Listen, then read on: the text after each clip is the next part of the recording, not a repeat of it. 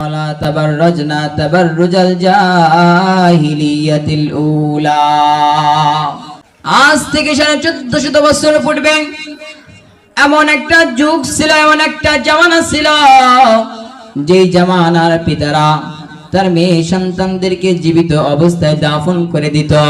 কিন্তু মুসলমান ভাইরা আমার, বন্ধুগণ আমার, এমন একটা যুগের ভিতরে আমার আল্লাহ তাআলা রাব্বুল আলামিন এত দয়ার মালিক, এত দয়ার আল্লাহ ওই মা জাতিদেরকে মাটির নিচ থেকে বাহির করে তাদেরকে রাজ সিংহাসনে বসায়া দিয়েছে। কথা বলেন ঠিক কিনা? মুসলমান ভাইরা আমার, বন্ধুগণ আমার, আল্লাহ তাআলা রাব্বুল আলামিন মেয়েদেরকে কত সম্মান দান করেছে। ও মা, ও বোন, আল্লাহর রাসূল সাল্লাল্লাহু আলাইহি ওয়াসাল্লাম তিনি বলেন, আল জান্নাতু তাহতা আকদামিল উম্মাহাতি। রাসূলুল্লাহ সাল্লাল্লাহু আলাইহি ওয়াসাল্লাম তিনি বলেন, মা যার জীবিত আছে ওই মায়ের পদতলে, মায়ের পায়ের নিচে সন্তানের জান্নাত। চিৎকার দিয়ে বলেন সুবহানাল্লাহ। এ মায়ে বোন, আমার আল্লাহ তাআলা রাব্বুল আলামিন তোমাদেরকে কত সুন্দর মর্যাদা দিয়েছে, সম্মান দিয়েছে। কিন্তু চিন্তা করে দেখো রে মা, আজ থেকে 1450 বছর পূর্বে যেই জামানার ভিতরে নারীদের কোনো সম্মান ছিল না, নারীদের কোনো ইজ্জত ছিল না, একজন পিতা তার সন্তানকে জীবিত অবস্থায় মাটির নিচে দাফন করে দিত। সেই যুগের ভিতরে আল্লাহ তাআলা রাব্বুল আলামিন আপনাদেরকে মাটির নিচ থেকে বাহির করে রাজ সিংহাসনে বসায় দিয়েছে।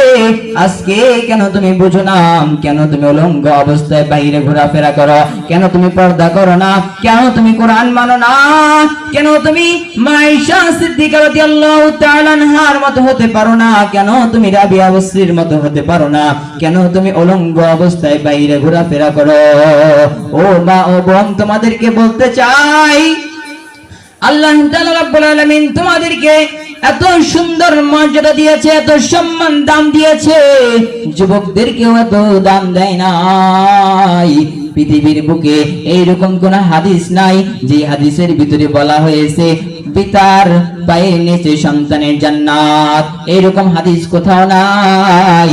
কিন্তু আল্লাহর রাসূল সাল্লাল্লাহু আলাইহি ওয়াসাল্লাম বলেছেন, আল জান্নাতু তাহতা আকদামিল উম্মাহাতি, মায়ের পায়ের নিচে সন্তানের জান্নাত।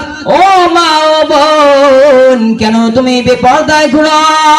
কেন তুমি সমান সমান অধিকারের জন্য রাস্তায় মিছিল করো? ও মা, ও বোন, তোমাদেরকে বলতে চাই, হুঁশিয়ার হয়ে যাও, সাবধান হয়ে যাও।